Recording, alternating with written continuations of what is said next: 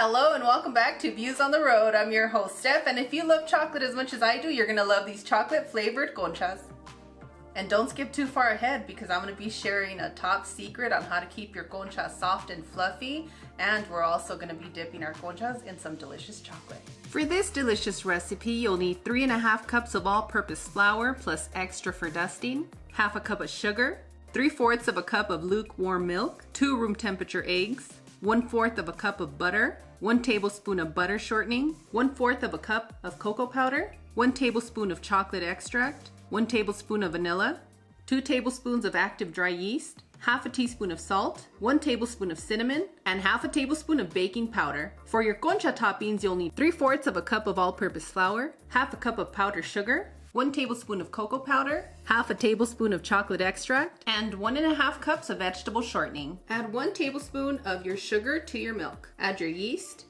Give that a loving mix and allow this to set for a good 10 minutes. You'll start to see it foaming up, and that's just going to guarantee that your yeast is awake and it's going to work for this recipe. Crack your eggs and separate them into a small bowl. To your bowl, you want to add your cinnamon, sugar, salt. And the reason I'm adding these ingredients first to the bowl is because my cinnamon, my sugar, and my salt are a little bit more coarse, so sifting would be pointless. Place your sifter on your bowl, and now we're going to start adding our flour,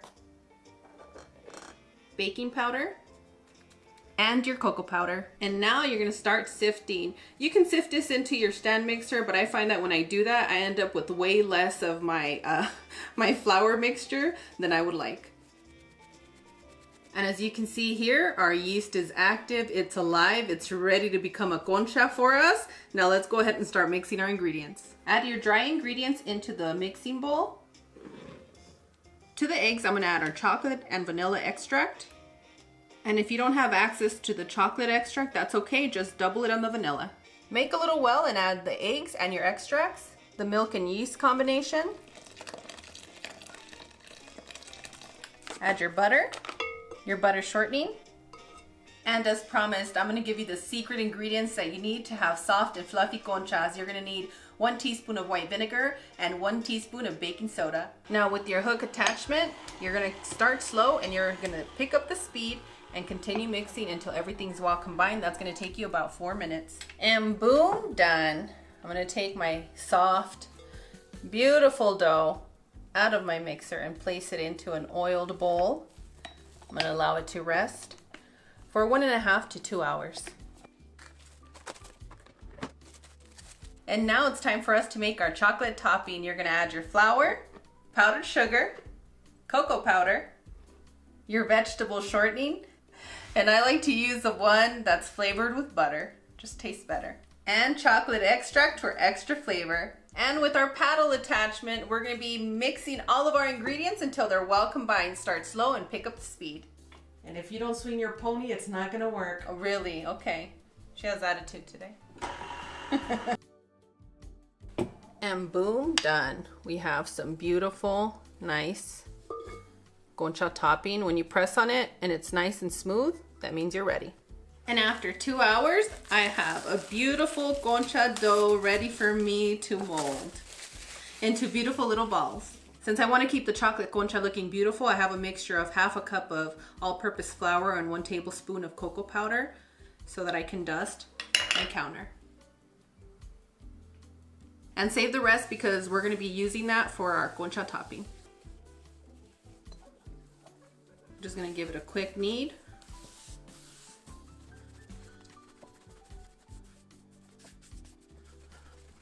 And now I'm going to start separating our dough into smaller pieces. I'm going to be making 10 conchas today. I know you all love chocolate. Stay focused. We're going to get there. And now we're going to start making our balls. And there we have it, some beautifully rolled chocolate balls. And now we're going to start working with our topping, and we're going to divide it into 10 pieces. Take a piece and start rolling it into a ball.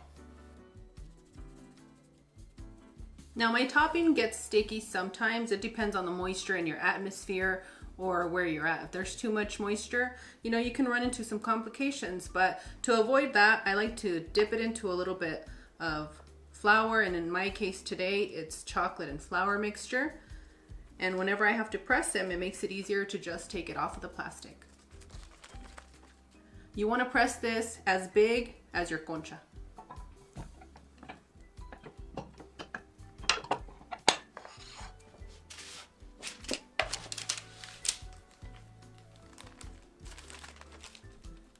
Place it over your concha and then just cup it gently, just like that.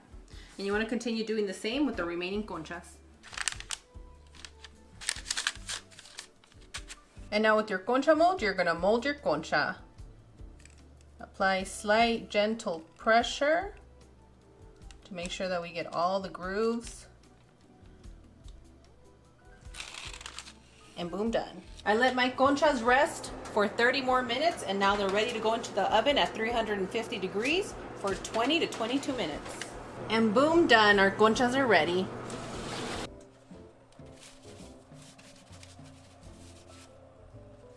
I'm going to be using a whole bag of semi-sweet chocolate chips, whatever flavor or brand that you like. That's the one that you're going to pick. But Ghirardelli has my heart. You guys know this. I have a pot, and I'm going to bring this water up to a boil. I'm going to be using a glass dish. And in order to melt our chocolate, we need to be really hot and produce enough steam under there. My number one tip to you when melting chocolate is make sure that there is no moisture in the chocolate when it's melting. It's going to seize, and then you're going to have to start the process all over again. Go ahead and add your chocolate and leave it like this for a good minute before you start mixing them around. After about a minute, you can start moving your chocolate around, and be careful not to burn yourself. I'm going to let this set for another minute, and then I'll come and mix it again until we have a fully melted chocolatey chips.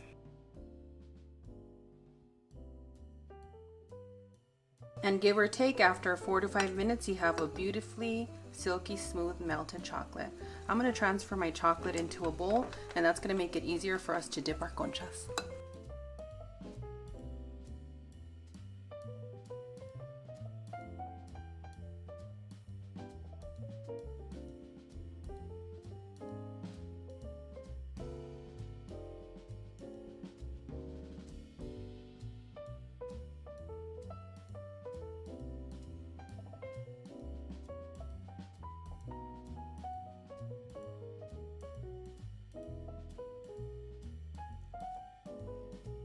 And for those of you that don't want to make the topping, still want to enjoy some conchas with chocolate, you can just make one like this and dip it right into some melted chocolate. And boom, done. Who's ready for a bite?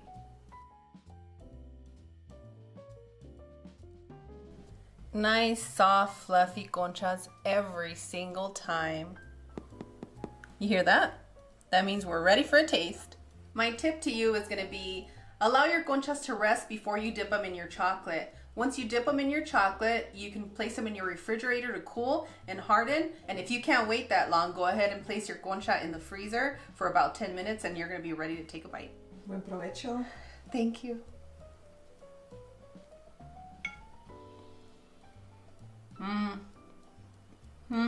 Wow. In awe right now. It is really good. It is absolutely delicious. So fluffy. This is very romantic. They're soft, fluffy, and if you've ever made any of our concha recipes, you're gonna absolutely fall in love with this one. So if you guys decide to make it, please tag us. Let us know what you think, because this is the only way I want to have my conchas now, dipped in chocolate. And as I mentioned to you guys, I'm aging right before your eyes, and I'm craving sweets all the time, especially when I'm having my cafecito. I became the Mexican doñita, your little neighbor that has that coffee breath and always has some sweets at her house. So I hope you guys enjoy my take on chocolate flavored conchas. And you know, I gotta be extra sometimes, so dip them in chocolate. As always, Cloud and I are wishing you the best. We absolutely adore you. We hope you enjoyed our recipe today. And if you so happen to make the conchas, make sure to tag us. And if you enjoyed this recipe, go ahead and leave a comment down below. And on that one, we'll see you guys tomorrow. Bye. Adios.